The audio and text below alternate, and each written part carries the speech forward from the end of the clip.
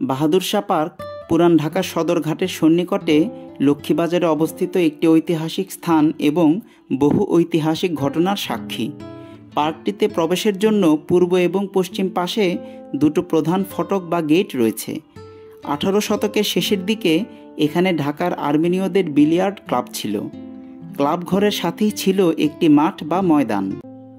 1858 সালে রানী ভিক্টোরিয়া ভারতবর্ষের শাসনভার গ্রহণ করার পর এই ময়দানেই এই সংক্রান্ত একটি ঘোষণা পাঠ করে শোনান ঢাকা বিভাগের কমিশনার। সেই থেকে এই স্থানের নামকরণ হয় ভিক্টোরিয়া পার্ক। 1957 সালের আগ পর্যন্ত পার্কটি ভিক্টোরিয়া পার্ক নামেই পরিচিত ছিল। পার্কে প্রবেশ করেই প্রথমে চোখ পড়বে একটি স্থাপনার উপরে। স্থাপনাটি একটি স্তম্ভ আকৃতি হলেও সিংহভাগ মানুষরাই যা জানে না সেটি হলো এটি মূলত একটি ওবেলিস্ক। বাংলাদেশের হেরিটেজ স্থাপত্যে এটি একমাত্র ওবেলিস্ক যা একটি বিরল নিদর্শন। ওবেলিস্ক শব্দটি এসেছে গ্রিক ভাষা থেকে, যার অর্থ সূঁচ।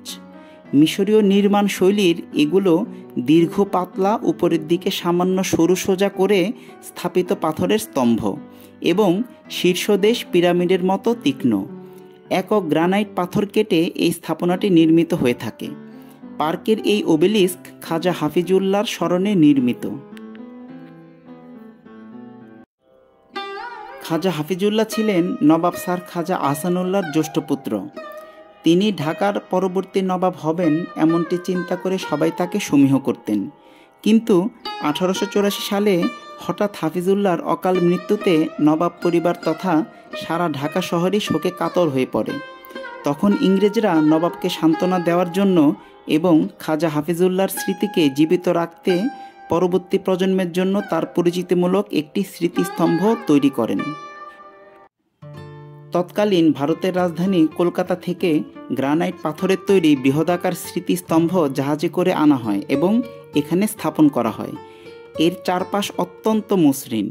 গোড়ার দুই দিকে পরিচিতিমূলক লিপি খোদাই করা রয়েছে। 1885 সালের 17 ফেব্রুয়ারি মঙ্গলবার বিকেল 4:30টায় বঙ্গের ছোট লাট সাহেব এক আড়ম্বরপূর্ণ অনুষ্ঠানের মধ্য দিয়ে খাজা হাফিজুল্লাহর স্মৃতিস্তম্ভ বা ওবেলিস্কটি উদ্বোধন করেন।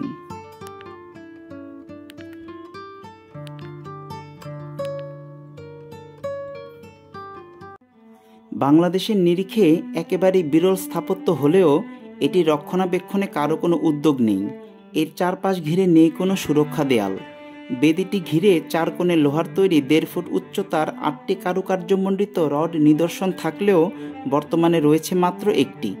বাকিগুলো কালের গর্ভে হারিয়ে গেছে, যাদের গোড়াগুলো এখনও টিকে আছে। ওবেলিস্ক দেখে আমরা এখন যাচ্ছি পার্কে অবস্থিত স্মৃতিসৌধটি দেখতে। 1857 সালের সিপাহী বিদ্রোহের পর এক প্রহসনমূলক বিচারে ইংরেজ শাসকেরা ফাঁসি দেয় অসংখ্য বিপ্লবী সিপাহীকে।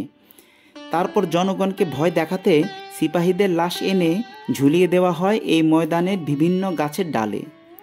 1957 সালে সিপাহী বিদ্রোহের 100 বছর পূর্তি উপলক্ষে এই স্থানে একটি স্মৃতিসৌধ নির্মাণ করা হয় এবং পার্কের নাম পরিবর্তন করে রাখা হয় বাহাদুর শাহ পার্ক। স্মৃতিসৌধটি 4টি পিলারের উপর দাঁড়ানো 4 কোণা একটি কাঠামো। উপরে রয়েছে একটি ডোম।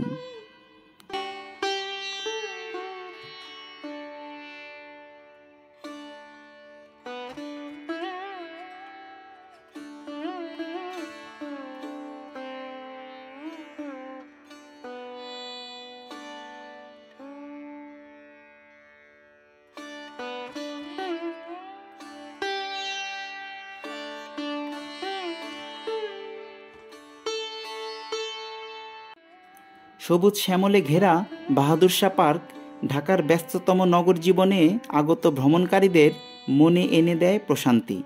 কিন্তু এর পারিপার্শ্বিক পরিবেশ ও রক্ষণাবেক্ষণ একেবারেই মানসম্মত নয়। পার্কে অবস্থিত 2টি হেরিটেজ সাইটের বিস্তারিত বর্ণনামূলক সাইনবোর্ড নেই কোথাও, যা থেকে বর্তমান প্রজন্ম জানতে পারবে এই ঐতিহাসিক স্থানের সঠিক ইতিহাস।